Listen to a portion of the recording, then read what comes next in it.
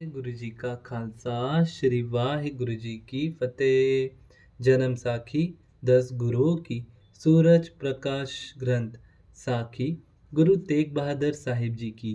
गुरु जी का गद्दी लगाकर बैठना, धिनमल के आदमियों ने चढ़ावा उठाकर ले जाना।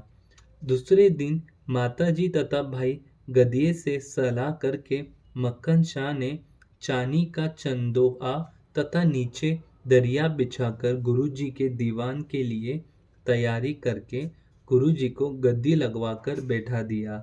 गुरुजी का दीवान में प्रकट होकर बैठना सुनकर सिख सेवक उमड़ घुमड़ कर दर्शन करने आए तथा सबने यथायोग्य भेंट अर्पण करके गुरुजी को माथा टेका। धन गुरु नानक।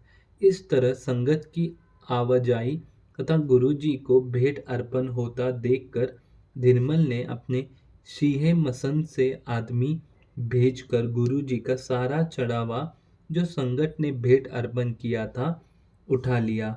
इस समय शीहे मसंद ने गुरुजी को मारने के लिए आप जी पर गोली भी चलाई जो खाली गई और गुरुजी बच गए। धन गुरु नानक। मक्खन शाह का सब कुछ वापस ले आना, परंतु गुरुजी का वापस करवा देना। जब यह वार्ता धिनमल के आदमियों ने की तो मक्खन शाह अपने आदमियों साथ लेकर धिनमल के डेरे से सब कुछ लौटा लाया। उसके साथ ही मक्खन शाह श्री गुरु ग्रंथ साहब जी की भीड़ भी धिनमल के डेरे से ले आया। परंतु जब इस बात का गुरुजी को पता चला तो आप जी ने सब कुछ जो धिनमल के आदमी लूट कर ले गए थे और धिनमल का सामान भी जो मक्खन शाह के आदमियों ले आए थे, गुरु ग्रंथ साहब जी की भीड़ के अतिरिक्त धिनमल को वापस कर दिया। धन गुरु नानक। इस तरह अपना अंधार होता देखकर निर्मल जी अपना सामान उठाकर करतपुर चले गए। धन गुरु नानक। गुरु जी ने अमृतसर दर्शन करने आना। एक दिन मक्खन शाह ने प्रार्थना की कि मैं अमृतसर के दर्शन करना चाहता हूँ, आप भी कृपा करके मेरे साथ ही चलो, दर्शन स्नान करके वापस आ जाएंगे। मक्खन शाह का प्रेम देखकर माता जी की सलाह से गुरु जी माघ महीने को अमृतसर के दर्शन करने आए। गुरु साहिब जी का अमृतसर आना सुनकर दरबार साहिब के पुजारियों ने सोचा कि यह गुरु बनकर मक्खन शाह की सहायता से हमारे अधिकार से हरमंदिर का कब्जा लेने आया है, इसलिए वह हरमंदिर साहिब के दरवाजे बंद करके आप इधर उधर हो गए। गुरुजी ने पुजारियों की यह कार्रवाई देखकर मक्खन शाह को कहा कि हमारा यह आना इन्होंने अच्छा नहीं समझा, इसलिए हम और अधिक समय यह ठहरना नहीं चाहते। धन गुरु नानक। यह बात कहकर गुरुजी परिक्रमा से बाहर बेरी के नीचे आकर बैठ गए। यह स्थान गुरुद्वारा ठंडा साहिब करके प्रसिद्ध है। ठंडा साहिब से उठकर गुरुजी शहर से बाहर यहाँ आजकल माल मंडी लगती है सुशोभित हो गए।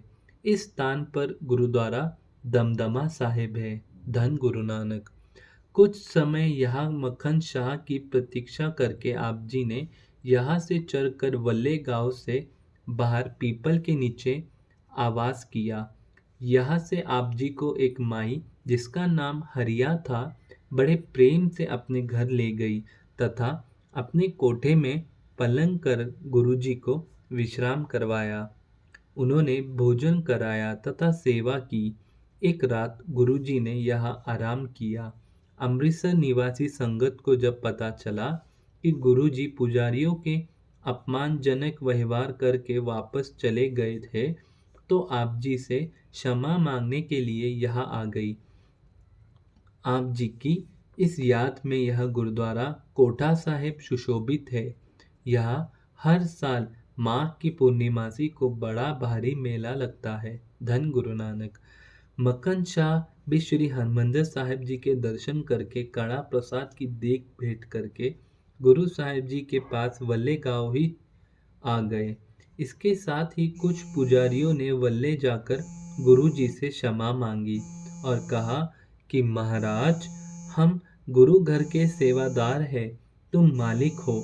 इन मसंद पुजारियों की बात को सुनकर गुरुजी ने वचन किया, नहीं मसंद, तुम अमृत सरिये, तृष्णा अग्नि ते अंदर सड़िए।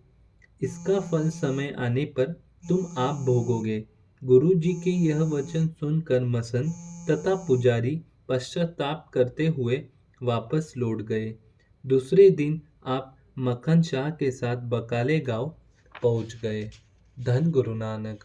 वाहिगुरु जी का खालसा, श्री वाहिगुरु जी की फतेह। धन गुरु नानक, धन गुरु नानक, धन गुरु नानक।